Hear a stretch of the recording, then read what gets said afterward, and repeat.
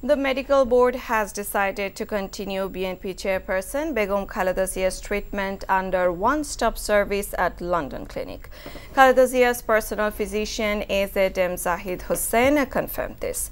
He said the board members of Johns Hopkins University Hospital, USA joined a meeting online on Friday.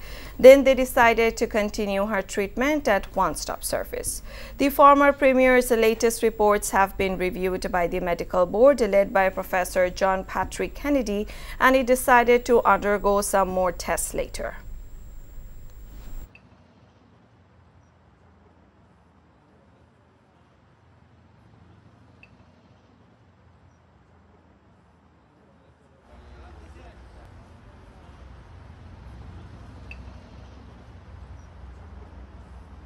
ওনার চিকিৎসার ব্যাপারে আমাদের যে পদ্ধতি, অর্থাৎ উনি তো এখন ওষুধ দিয়ে চিকিৎসা চলছে লিভারের জন্য, কিডনির জন্য, হার্টের জন্য, ডায়াবেটিস, প্রেশার, রিউমাটয়েড আর্থ্রাইটিস প্রত্যেকটির জন্য।